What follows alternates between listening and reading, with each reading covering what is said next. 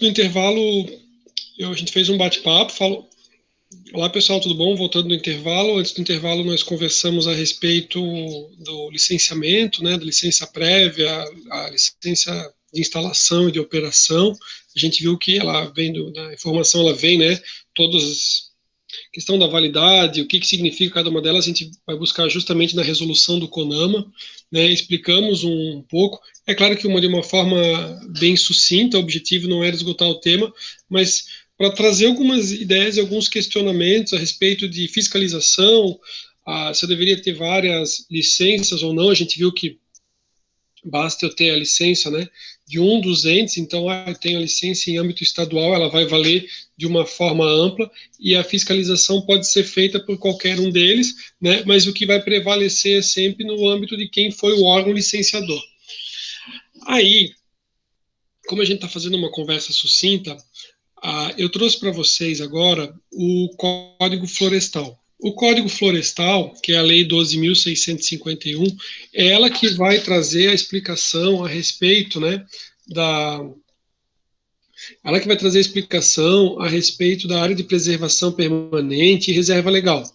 O que vocês podem ter ouvido também é o seguinte, né, assim, é importante comentar, o Código Florestal, quando ele veio em 2012, um pouquinho antes, existia uma série de questionamentos, né, que era assim, ó, de um lado, né, eu tenho quem tem uma preocupação muito forte ambiental, dizendo assim, ó, não pode isso, não pode aquilo, não pode nada, e do outro lado, aquela pessoa que empreende, né, que, com a agricultura, a pecuária, né, então, que alguns vão ser mencionados, vão ser conhecidos como os ruralistas, né, então eles dizem assim, ó, que existia uma pressão muito forte da bancada dos ruralistas para que você não tivesse uma restrição muito grande, porque os ruralistas entendem o seguinte, ó, existem tantos critérios e uma preocupação tão grande que inviabiliza o negócio. Então, assim, você deixaria, né, com que vários empreendedores que poderiam estar empreendendo,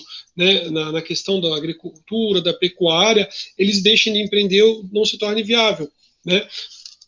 E do outro lado, quem está preocupado com o desenvolvimento sustentável, até de uma forma mais ampla, assim, né, e mais criteriosa, vai dizer assim, olha, não pode deixar com que desmatem as florestas, com que prejudiquem ali o meio ambiente, né?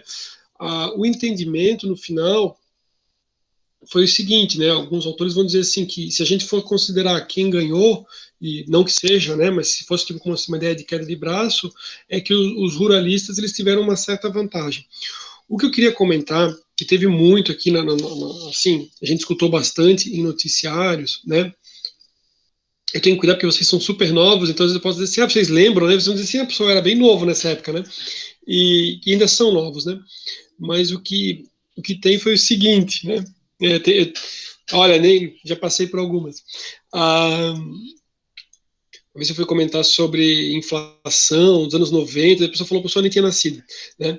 Mas assim, ó, aqui na questão do Código Ambiental, o que acontece é o seguinte, eu tenho o Código Florestal, né? O Código Florestal, ele vai me estabelecer um limite, certo? Então, assim, ó, a União, né, através lá do Congresso, fez a legislação, o Código Florestal. Em âmbito estadual ou municipal, porque é a questão ali de legislar, né, em âmbito na questão ambiental, eu tenho outras as legislações em âmbito estadual e municipal. Eu posso fazer o seguinte em âmbito estadual, eu posso ampliar a minha preocupação com a preservação. Então, por exemplo, para que vocês entendam, se diz 30 metros do leito do rio e eu quiser estabelecer 50, né? É claro, dependendo, alguém vai, um advogado, alguma coisa vai querer questionar e vai dizer, poxa, mas se é 30 em âmbito da União, por que o Estado está pedindo mais 20 para fechar em 50? Mas beleza, ele teria competência para isso. Tá? O que não pode acontecer, e essa foi uma discussão aqui no nosso estado de Santa Catarina, não pode, né? A gente tem o Código Florestal, estabelecer 30, e daí o estado de Santa Catarina diz assim, não, vamos fazer com menos do que 30. Ele não pode, tá? Então, assim, o que eu quero mostrar para vocês é assim, a gente tem legislação, a 12651, que é o Código Florestal. Isso foi, inclusive, matéria de discussão, porque a, a nossa legislação estadual, ela era mais favorável para, né, para o proprietário do seu imóvel rural lá, né, enfim, ou do seu imóvel. Só que a legislação tem toda uma preocupação lá de hermenêutica, hierarquia, né? Eu não posso ter um limite menor do que me traz a União. Eu posso ampliar a preocupação com a preservação, tá? Isso sim, mas não diminuir. Então, se estabeleceu 50, eu posso estabelecer 100 para ter uma área maior ainda de preservação, mas eu não posso fazer menor. Beleza. O nosso objetivo aqui do Código Florestal é justamente falar a respeito da área de preservação permanente, que a gente escuta muito, né? A pessoa vai comprar um imóvel e fala, tem a área da APP, isso aqui é a área de APP, isso aqui não pode mexer a área de APP. Então a gente vai ver o que significa a área de APP e a gente vai ver também a ideia de reserva legal, tá bom? Esse é o nosso objetivo com esse estudo nesse ponto, que a gente está fazendo assim, só algumas considerações e alguns tópicos, né? Beleza. Então ali, aqui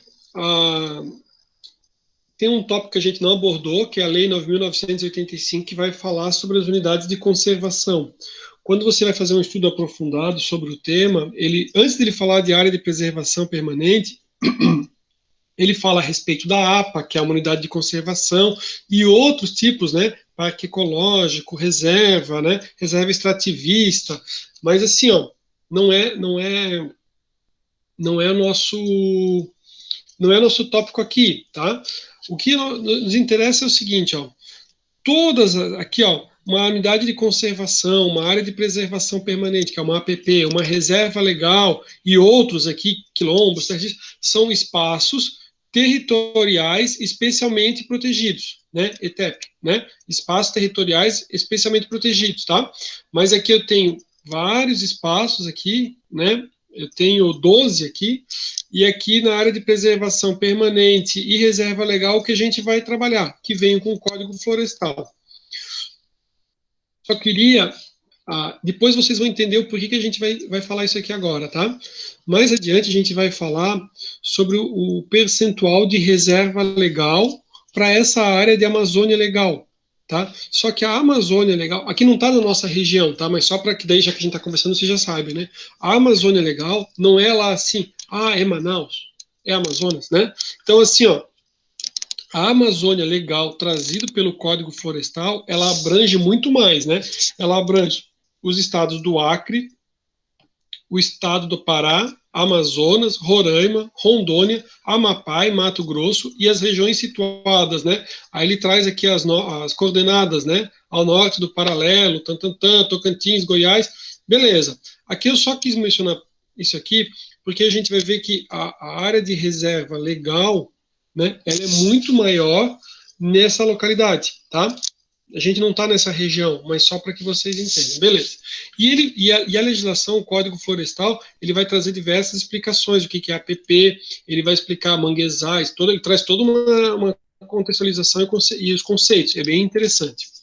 Mas então, assim, ó, o que nos interessa conversar, né?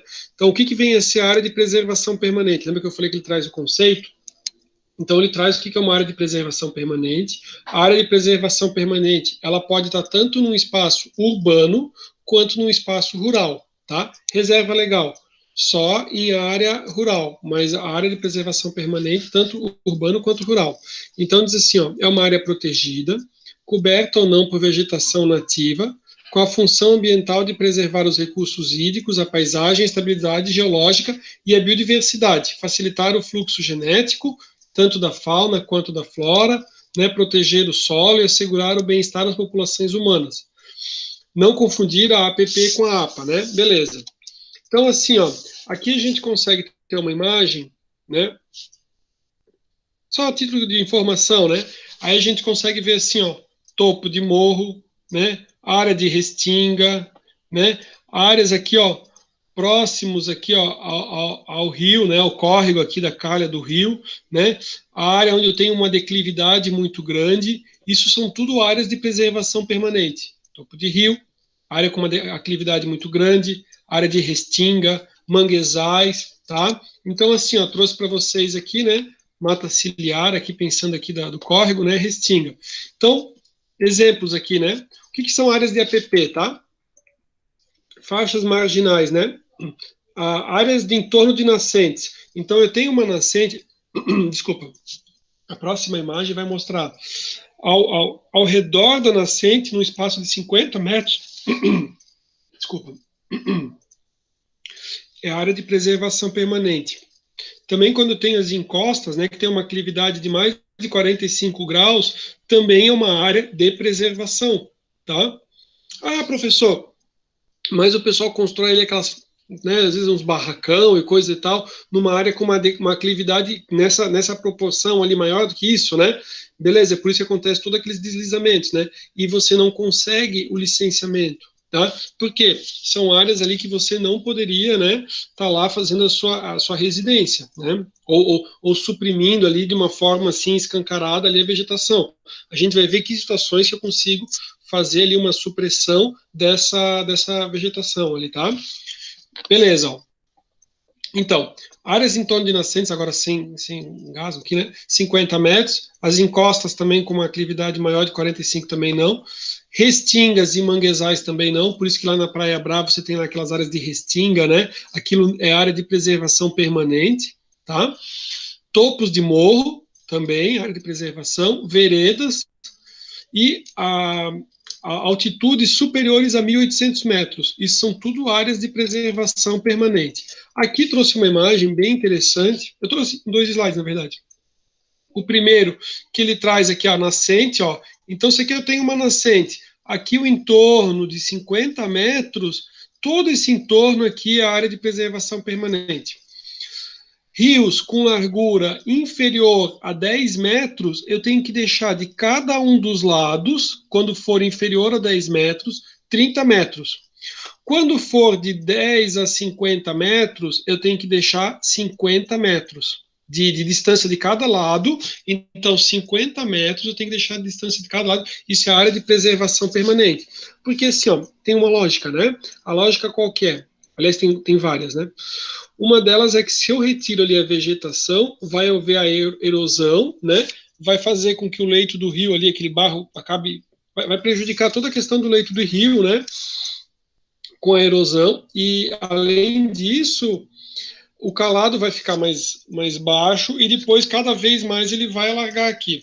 A outra questão também, né, aí não é da minha área é a questão que vocês sabem, né, de gestão e de direito, mas assim, ó, né, eu tenho um cunhado que é engenheiro, ele fala assim, ó, que algumas localidades não deveriam ser onde elas são. Professor, não entendi nada. Tipo Blumenau, assim. Tipo Blumenau, localização onde é o centro, o doutor Blumenau veio e falou, nossa, que lugar maravilhoso que é o centro, né? É uma região que, se a gente for observar, o rio, ele tem aquela questão, né, dele subir dependendo da época do ano. Né? Então, assim, aquela região muito próxima, com essas oscilações ali de períodos de mais cheias, de chuvas, né, que você tenha cheias ali, você acaba construindo local, ou fazendo as construções, num local que pode ter alagamento. Né? Então, a ideia também é até, de uma certa forma, proteger contra um alagamento aqui, né? Sempre falar da preocupação ali da erosão. Então, o que eu fiz, né? Eu trouxe aqui a imagem, que nem aqui, ó, mais de 600 metros, daí a gente vai ter que ter 500 metros de cada lado, né? Claro, também imagina, uma largura de 600 metros desse rio é grande, né? Então aqui eu trouxe com todas as informações, ó. Rio com menos de 10 metros tem que ser deixado 30 metros de cada lado. Por isso, por exemplo, você tem lá o Marina Beach Towers, né? Ele tem de recuo o prédio, né, até ali o leito do rio, 30 metros, né? Então, ó, de 10 a 50 metros.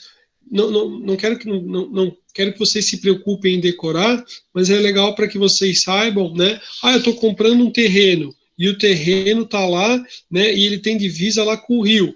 Beleza, o cara já sabe que ele tem uma área de preservação permanente.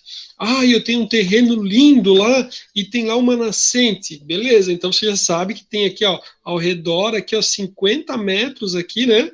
Daquele, do raio ali, né? Que é a área de preservação permanente, né? Na hora que for verificado ali, né?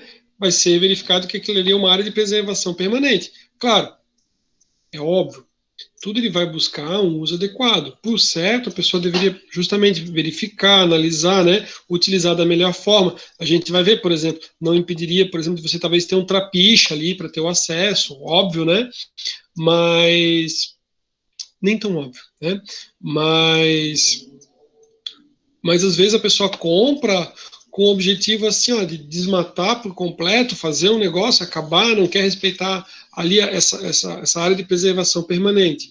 Eu falei não tão óbvio pelo seguinte, eu tenho uma pessoa que eu acompanho lá de São Paulo, e daí eles estavam comentando que eles queriam fazer um espaço ali para a guarda costeira junto com ali um policiamento, não lembro se era policial militar, alguma coisa, e eles falaram que eles tentaram fazer o trapiche para a guarda costeira poder também atracar ali, mas o órgão ambiental não autorizou, né, para juntar ali a polícia, alguma coisa assim, tá? Então, assim, às vezes acontece, né, mas de forma geral funciona bem.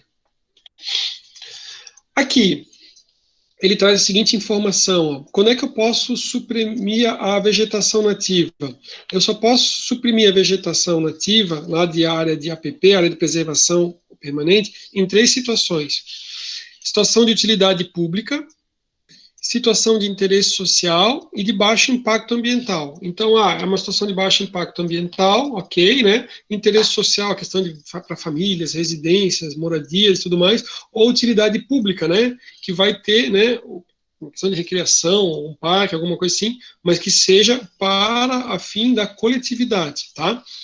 Professor, quero saber melhor aqui que vem a ser utilidade pública, interesse social e baixo impacto ambiental.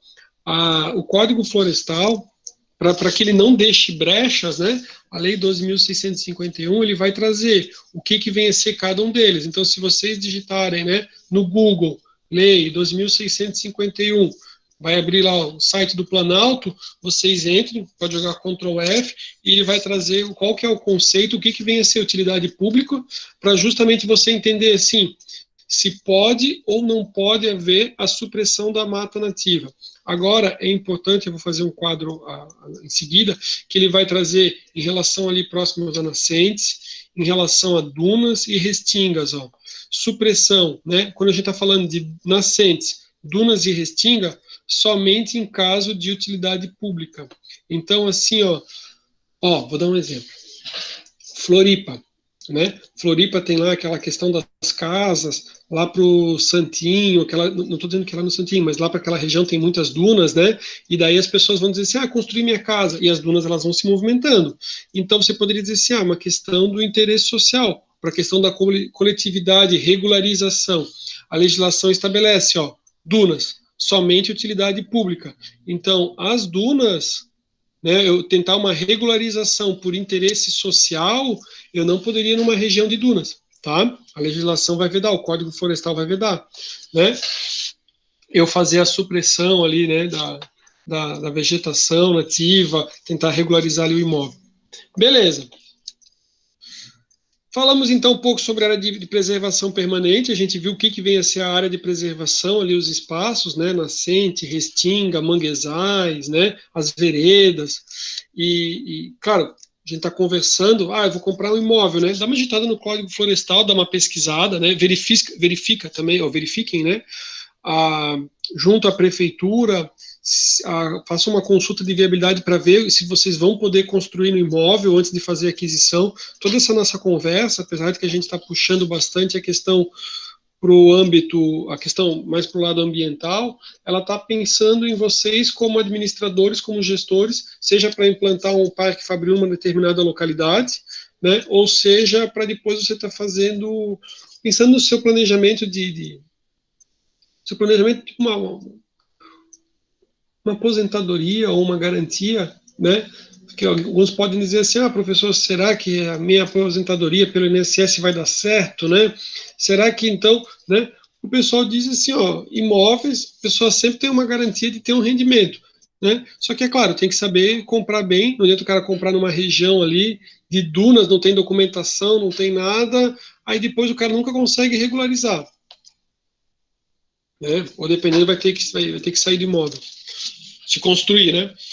Reserva legal. O que é uma reserva legal, né? A reserva legal ela diz assim, ó, reserva legal é só para a área rural, tá? Por isso que eu fiz até o destaque. Localizada no interior de uma propriedade ou numa posse rural, delimitada nos termos do artigo 12 do Código Florestal, com a função de assegurar o uso econômico de modo sustentável dos recursos naturais de imóvel rural, auxiliar a conservação e a reabilitação dos processos ecológicos e promover a conservação da biodiversidade, bem como abriga a proteção de fauna silvestre e flora nativa.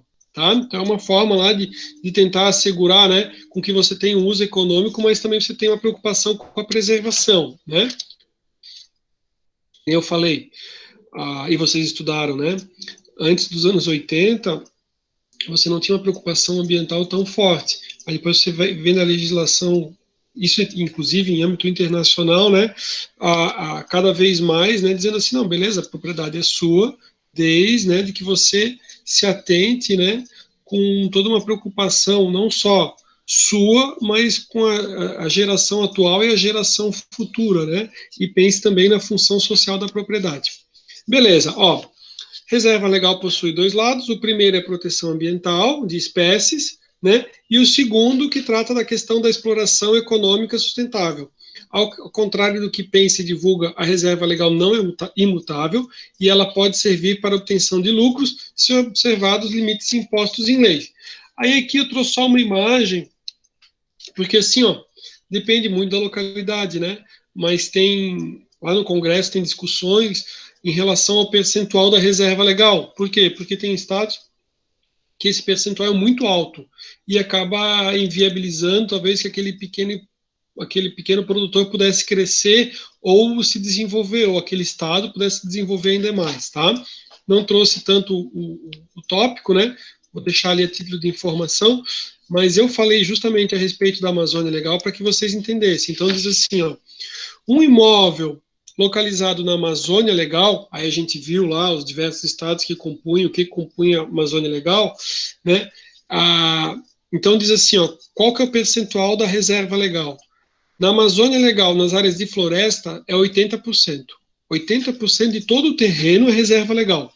Beleza? Então, assim, eu consegui a oportunidade de comprar um imóvel lá no Pará, né? Aí é uma floresta lá no Pará. Quanto é que é a reserva legal? Cara, já traz, o Código Florestal traz, ó, 80% é reserva legal. Se for um imóvel situado numa área de cerrado, 35% reserva legal. Tá? E lembrando, né, reserva legal é só para imóvel rural, tá? E se for situado numa área de Campos Gerais, tudo isso aqui na Amazônia Legal, tá? 20%. Aí trouxe uma outra imagem, aqui mostrando o que vem a ser, né, Acre, Pará, Amazonas, Roraima, Rondônia, Amapá, né, e continua ali, isso é Amazônia Legal. Aqui eu trouxe de uma forma geral, que é assim, ó, tem o Amazônia Legal, com esses percentuais, que ele traz lá Campos com 20%, e todas as outras regiões que não Amazônia Legal, então áreas rurais, né, eu tenho uma reserva legal de 20%, tá? Então, todo imóvel, né, rural, nas demais regiões, né, existe uma reserva legal de 20%, tá? Não é tipo assim, o cara pensa assim, tô em Balneário Camboriú. Tô falando de área urbana, tá? Beleza? Mas tipo assim, o cara pega o terreno, o cara aproveita 100% do terreno, não fica nenhuma graminha fora, assim, o prédio tá ocupando todo o terreno, né? Aqui a gente tá falando, uma área rural, se ele for uma floresta na Amazônia Legal, 80% é reserva legal, tá? Beleza. Então assim, ó, consegui de uma forma sucinta passar para vocês a respeito de área de preservação permanente, que eu acredito que é algo que o pessoal escuta muito, mas às vezes não tinha a noção de percentual nenhum, né? E aproveitei e falei sobre reserva legal. Agora, eu vou comentar com vocês um pouquinho a respeito da política urbana, né? A Lei 10.257, que é o Estatuto das Cidades, né? O que nós escutamos muito, né? Qual que é a ideia? A ideia é o seguinte, tá? A Constituição trouxe a ideia, né, de você desenvolver e fomentar o desenvolvimento das cidades como um todo, né? E para isso você tem um documento, e esse documento é obrigatório para cidades, né, com mais de 20 mil habitantes, né, que é o plano diretor, né? E o plano diretor, você vai ter diversas audiências públicas e tudo mais, para que sejam definidas diversas áreas. Então, assim, uma determinada área é uma área industrial, numa outra localidade é uma área residencial, outra localidade é uma área mista, né? Isso é extremamente importante, porque na hora que você vai comprar um imóvel, né, para fazer algum investimento, né, a não ser que depois você consiga, né, junto à municipalidade, desenvolvimento, trabalhando, participando e tudo mais, né, que num futuro você consiga fazer algum tipo de alteração ali no plano diretor, senão você não consegue fazer. Esse material que eu estou trazendo aqui como apresentação para vocês, eu disponibilizei um vídeo bem bacana, muito legal, assim, show de bola, né? Tem coisas que a gente pesquisa bastante até localizar, que é de um arquiteto. Ele era acho que é arquiteto de Porto Alegre, concursado, servidor público, e depois ele se tornou então arquiteto concursado, ou concursado do Ministério Público do Rio Grande do Sul. E ele tem um vídeo que ele apresenta a tese dele de doutorado, que é a pesquisa ao longo da vida dele como um todo, a respeito ali da região do Rio Grande do Sul. E é muito bacana, porque é o seguinte, não é assim uma conversa assim, de ambientalista ou não ambientalista, mas você consegue entender realmente a importância, né, de um bom planejamento urbano, e o quanto que ele é importante, né, para a questão da saúde das pessoas, do trabalhador. A gente está passando por essa questão da pandemia, né, e, e assim, pessoal, é uma loucura, né? Então, por exemplo, você vai lá e compra um apartamento ali na Avenida Atlântica, em Balneário Camboriú. Aí ele é lindo e maravilhoso, né? Graças a Deus, quem está na Avenida Atlântica tem o solzinho da manhã, né? O sol que vem lá de leste, né? Mas se ele tiver, talvez, no prédio, atrás do prédio da Avenida Atlântica, e se ele tiver os prédios do lado, pode ser que o apartamento dele nem pegue sol. Vocês sabem disso, tem alguns prédios que você olha e fala assim, meu Deus, aqui nem pega sol, né? Aí a pessoa está num apartamento, e se é sabido que a pessoa tem que pegar, né, sol para a produção da vitamina D, né, isso não estou nem falando da questão dos transtornos mentais ali, da pessoa ficar enjaulada ali em cárcere privado dentro do imóvel, né, e, bem, enfim, essa apresentação dele é legal pelo seguinte, ele já fala a respeito dos estudos de planejamento da área urbana, inclusive das edificações, mostrando uma preocupação já de muito tempo em relação para que todos os imóveis tivessem sol, batessem sol. Ele vai trazer vários casos que são muito legais e muito interessantes, né? Mostrando, por exemplo, assim, ó, tipo assim, questões que você olha e fala assim, cara, realmente, como é que acontece um negócio desse? Então, bem, eu vou comentando um pouquinho aqui, daí a gente vai comentar e depois eu vou dar um tempo para que vocês possam assistir ali o vídeo, uma parte do vídeo, tá? Que vale muito a pena. Então tá, o Estatuto da Cidade, né, ele veio com a Constituição Federal de 1988, especificamente, né, para tratar dos artigos que eram trazidos no centro, essa lei, né, a Estatuto da Cidade, ela vem justamente para regulamentar os artigos 182 e 183 da Constituição, né. O 182 vai dizer assim, ó, a política de desenvolvimento urbano executada pelo poder público municipal, município, né, conforme diretrizes gerais fixadas em lei, tem por objetivo ordenar o pleno desenvolvimento das funções sociais da cidade e garantir o bem-estar de seus habitantes. O plano diretor, ele é obrigatório para cidades com mais de 20 mil habitantes. Isso aqui, para quem quiser fazer concurso, eles cobram direto, assim, eles botam 25 mil, botam 15 mil, né? Ele é obrigatório para cidades com mais de 20 mil habitantes e é instrumento da política de desenvolvimento e de expansão urbana. O Estatuto da Cidade, ele vai trazer outras situações, né, cidades turísticas e tudo mais, às vezes pode ter até menos de 20 mil, mas também vai ser obrigatório, tá? Mas geralmente, questão de concurso, ele vai trazer aqui a questão de ser obrigatório para cidades com mais de 20 mil habitantes, e daí ele vai falar também a respeito da função social, que a Constituição Federal trouxe muito, né? E ele diz assim, ó, a propriedade cumpre sua função social quando atende às exigências fundamentais de ordenação das cidades expressas no plano diretor. A ideia é o seguinte, você imagine que uma cidade está trazendo todo o desenvolvimento, né, então estão vindo empresas e tudo mais, e tem um proprietário de uma grande área, e a área está um terreno baldio, que tem lixo em cima do terreno, que acaba vindo ratos ali, assim, é um caos, né? Então, qual que é a ideia? A ideia é o seguinte, você trazer o desenvolvimento para a região como um todo. Então, assim, você vai buscar, né, com que aquele proprietário, ele desmembre o terreno, se o terreno é muito grande, ele não consegue dar conta, né? Ou que ele dê uma utilidade para o terreno, que ele faça alguma coisa, e se ele não fizer, né, a própria legislação vai trazer da seguinte forma, né? Você vai dando uma série de mecanismos, que é a nossa conversa aqui do da cidade, até o momento que você vai, né, legalmente aumentando, trazendo a ideia do IPTU progressivo. Então, ele vai aumentando o percentual, até que ele chega num percentual que, se a gente for observar, pensar realmente para um imóvel, né, desapropriar o cara, né, o cara pagar aquele percentual por ano, em pouco tempo seria o valor do imóvel. Então, a ideia é o quê? Para que as pessoas não tenham grandes propriedades, ou tenham propriedades ali para fim de especulação. A ideia, né, é que você tenha uma cidade bonita, né, com espaço ali operando, funcionando, né, e não que você tenha lá imóveis abandonados que a pessoa fala assim, isso aqui vai valorizar, então eu vou deixar fechado até valorizar, né? Se ele quiser fazer, ele vai fazer? Vai, né? Ele vai sofrer sanções ali do órgão público. Da mesma forma, eu acredito que vocês já devam ter observado ou saibam que às vezes o município fala assim, olha, quem tiver calçada lá para deficiente, aquele modelo e coisa e tal, vai ganhar um desconto no IPTU. Então a ideia qual que é? É justamente você melhorar as características, ou melhorar ali a cidade, e você acaba utilizando desse mecanismo, né, para você deixá-la bonita, né? Calçada que eu digo passeio público, né? Beleza, que é a calçada.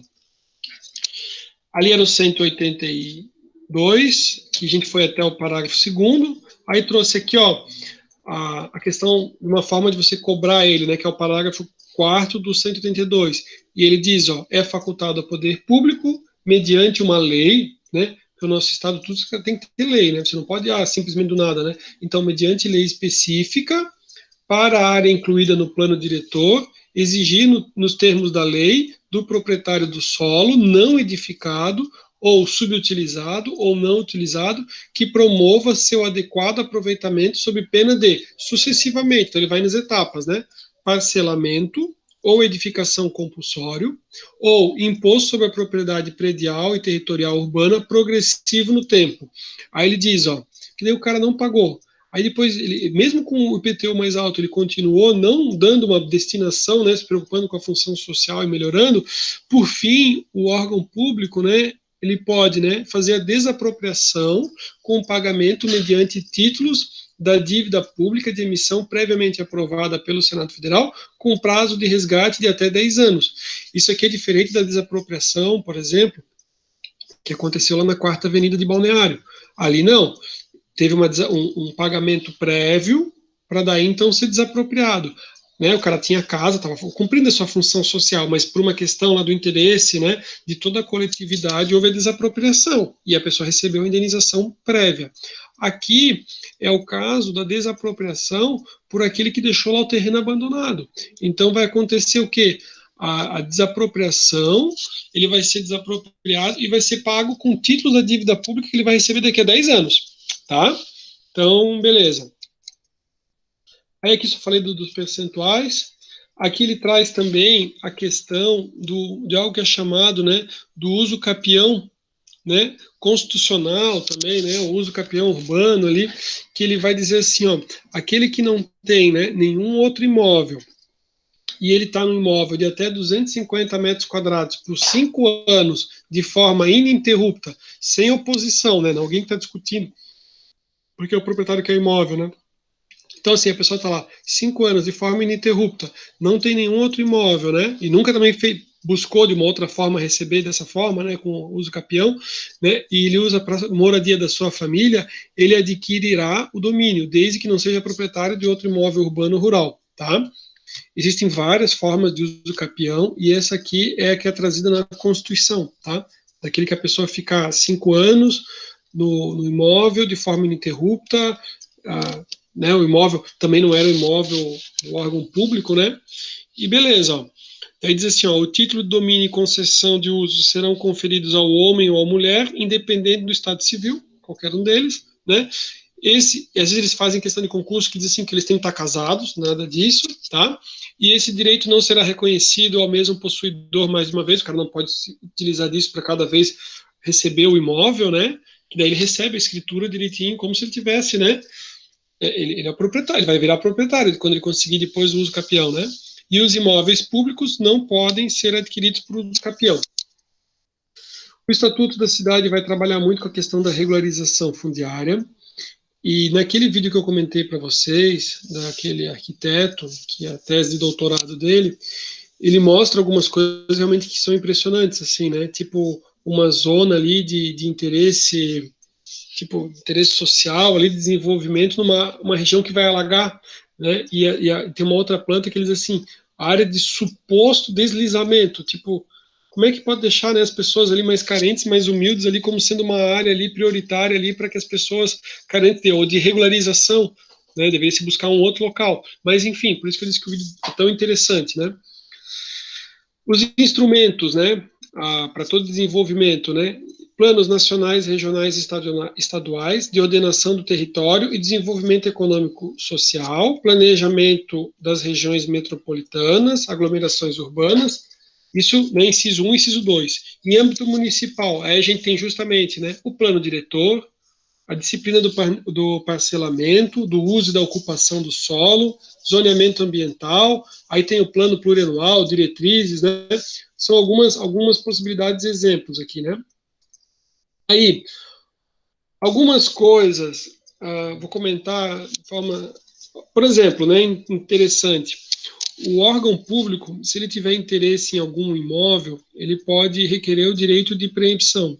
Ou seja, antes de você, por alguma região, vai aparecer lá no plano diretor, né?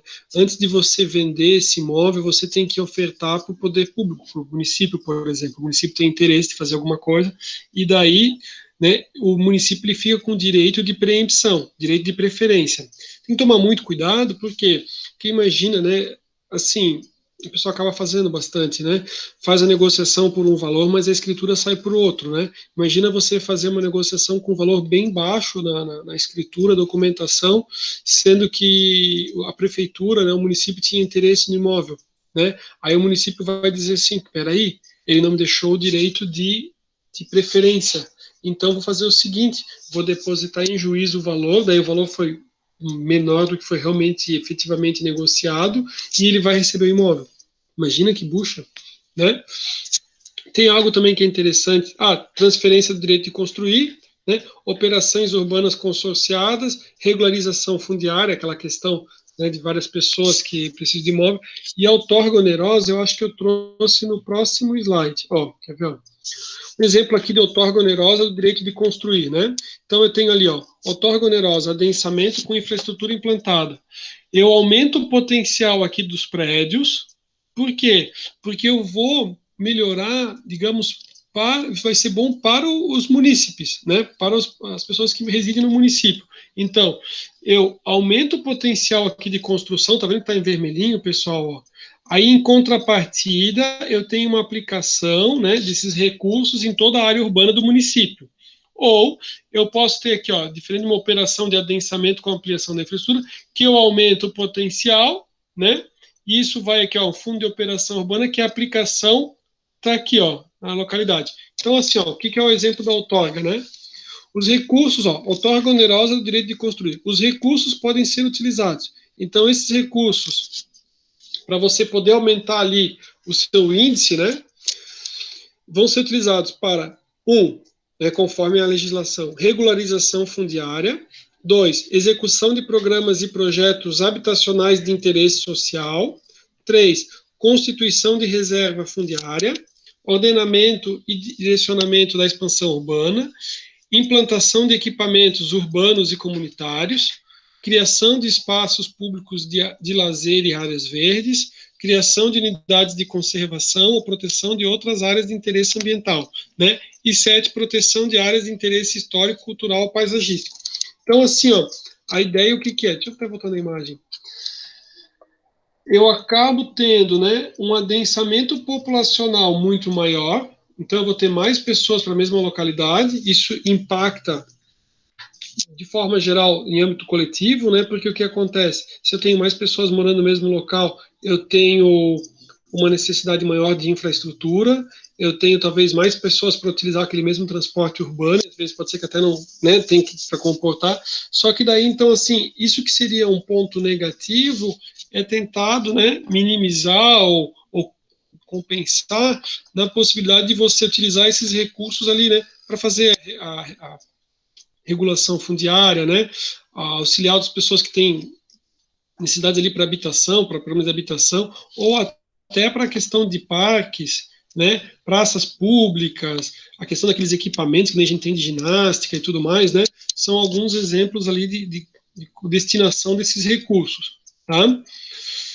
Aqui trago para vocês, né, que, por exemplo, no caso daquele proprietário do imóvel que ele está lá sendo subutilizado, ele vai ser, né, notificado pela prefeitura para parcelar, para construir, para tomar uma medida. Se ele não fizer, o município ele pode aumentar anualmente a alíquota do IPTU por até 5 anos. E ele pode chegar numa alíquota máxima de até 15%. Então você imagine o que é pagar 15% de IPTU, né? Ou imagine pagar 10, por exemplo, 10% de IPTU em 10 anos deu o valor do imóvel, né? Pegar o valor venal dele, em 10 anos dá o valor do imóvel. Então, assim, para um imóvel 10 anos não é muita coisa, né? Assim, não é muita coisa, quero dizer assim, 10% de IPTU é altíssimo, né? Para um imóvel que a pessoa pode ter por uma vida inteira, né? E até porque às vezes a pessoa comprou por um valor, mas o valor venal subiu do imóvel, né? Então a ideia seria o quê? Aquele proprietário do imóvel tentar, de alguma forma, um mecanismo, às vezes pode ser até vendendo uma partezinha, mas para que ele consiga, né, melhorar e aprimorar o seu imóvel, tá? Beleza. Então, o que eu queria passar para vocês, a gente foi conversando de uma forma sucinta. O que eu deixei um link para vocês é do autor do André Ruyer, que é bem interessante. Ele fez a tese dele de doutorado chamado Descaminhos do Planejamento Urbano no Brasil, tendências atuais de afrontar o Estatuto da Cidade e o caso do Rio Grande do Sul.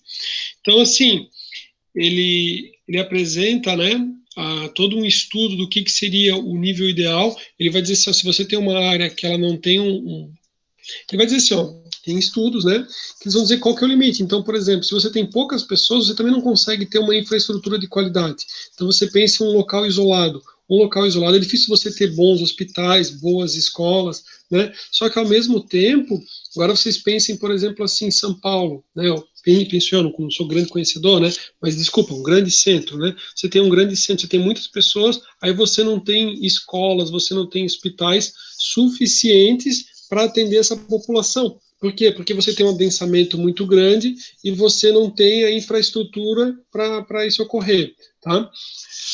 Ele vai comentar sobre isso. Aqui é uma imagem bem interessante do plano diretor, que eles fizeram uma indústria, ou tinham esses tanques, e esses tanques eles são inflamáveis. E ele traz que, por exemplo, assim, ó, nessa área aqui em azul, ó, se acontecer algum problema com o tanque, as pessoas eles morrem imediatamente com a explosão. E aqui, ó, ele mostra que foi autorizado um condomínio residencial, né?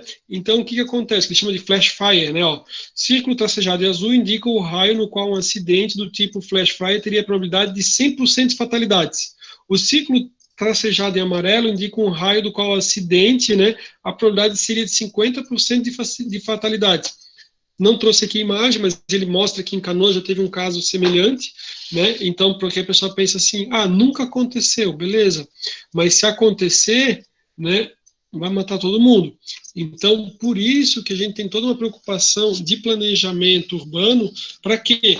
Para que você não tenha uma área industrial e a área residencial aqui junto, ó. Essa área residencial não devia estar aqui, né? Por quê? Porque aqui tem todo um cuidado e tudo mais. Se acontece alguma coisa, imagina, tipo assim, esses conjuntos habitacionais, quantas pessoas, e aqui eles vão fazer outros, tá? Conjuntos habitacionais. Então vocês imaginem assim, ó, o risco, né? É claro, né? Tem algumas vezes que a gente fica assim, perplexo com algumas situações, né, que geralmente aparecem naqueles programas de televisão que fizeram condomínios tipo Minha Casa, Minha Vida. Aí eles falam assim, tá, mas foi feito em cima de um aterro sanitário. Aí você fala assim, cara, como é que fizeram um negócio desse? Então, assim, às vezes maldade, assim, né? Não, sei lá, na hora de selecionar o terreno, né? Jamais poderia. E aqui o órgão público, né? Ou a municipalidade não deveria nunca autorizar, né? Não deveria autorizar ali, né? Ao empreendedor fazer o loteamento. Aí trouxe com outros exemplos aqui, tipo em Novo Hamburgo, que numa área residencial deixaram fazer uma indústria, né, com alto potencial poluidor. Aqui num outro condomínio residencial eles tinham feito uma fábrica de embarcação, né, que era uma indústria de metalúrgica aqui, então imagina a barulheira lá do residencial. Essa pessoa depois acabou saindo. Mas assim, ó, o que acontece? É importante que você tenha uma preocupação com o desenvolvimento urbano pelo seguinte: o cara recebeu a licença para estar trabalhando aqui. Todo dia ele vai receber denúncia do vizinho que está fazendo barulho. Então, tipo assim, ó, jamais poderia. Você tem que delimitar bem direitinho. Então, assim, aqui é área residencial, não deixa constituir indústria, né? E em outros locais que é área industrial, não deixa construir condomínios residenciais. Então, por exemplo, aqui, ó, é uma região de indústria, tem muito caminhão. Aqui do lado, eles deixaram construir um condomínio residencial. Então você imagina o que, que é, né? Caminhão dia e noite, aquele barulhão de caminhão carregando, descarregando, e para, liga, caminhão e coisa e tal. Aí o morador que comprou o terreno ali no condomínio, condomínio fechado ali, vai reclamar todo dia da indústria.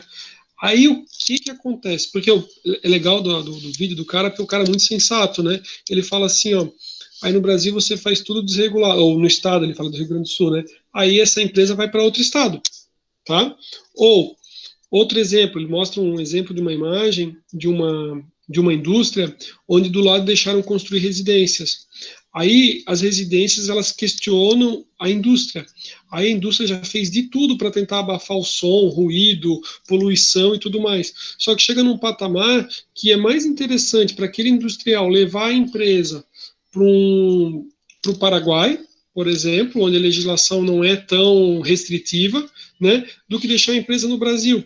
Então, assim, estou falando com vocês, né, administradores, estão terminando a graduação, que amanhã pode ser ali, né, que um de vocês decida pela carreira pública, trabalhando não, digamos assim, né, se eleja deputado, governador, prefeito, vereador, né, ou presidente, não sei, né, aí me chamem, né, ah, e, e é importante ter uma atenção toda especial, porque no momento que você pensa em regularizar um condomínio, às vezes você está inviabilizando aqui uma indústria e todo o desenvolvimento aqui digamos, são várias famílias, vários empregos, tá? É interessante, isso aqui é um imóvel que era do centro, aí tem a ideia de tombamento, não sei se vocês sabem o que é um imóvel tombado, né? Um imóvel tombado é aquele que, pelas suas características, às vezes ele é de um determinado período e tudo mais, então, assim, é do interesse que ele seja preservado aquelas características do imóvel, né? Esses imóveis que são imóveis tombados, né? Não é tombado porque ele está feio aqui, porque coitadinho que ele está feio, que era uma discussão que eles tiveram com esse imóvel aqui que eles conheciam, né? Mas o imóvel, assim, que ele tem uma característica de uma determinada época, né? Então, por exemplo, aqui em Blumenau a gente tem algumas edificações, essas edificações elas não pagam IPTU, nada, tá? Elas não pagam nada de IPTU, porque o objetivo qualquer, o objetivo é que a pessoa pegue esse dinheiro e reinvista no imóvel e deixe com aquelas características, né? Característica tipo de colonização alemã, né? E acaba agradando e interessante turisticamente também, tá? Eu lembrei por causa disso aqui. É claro que existe toda uma questão a respeito da realidade do país, né? Então, por exemplo, essa construção de casas debaixo dessa torre, sabidamente, ela é prejudicial à saúde das pessoas, isso aqui faz um mal danado, né? Só que, é claro, aqui as pessoas estão numa situação que ele traz, assim, né, que dentro de uma questão de lei, legalidade e tudo mais, a gente tem pessoas que acabam vivendo na marginalidade por uma questão de financeira, então o cara acaba se instalando ali, ou às vezes a pessoa mora num local que não tem saneamento nenhum, Tem imagens aqui que a pessoa tem onde a pessoa capta a água, é poucos metros onde tem aquele banheirinho, assim, que não tem água canalizada nem nada, né? Então, é um pensar ali sobre a questão da política urbana, tá? Esse era o nosso bate-papo de hoje, a nossa conversa.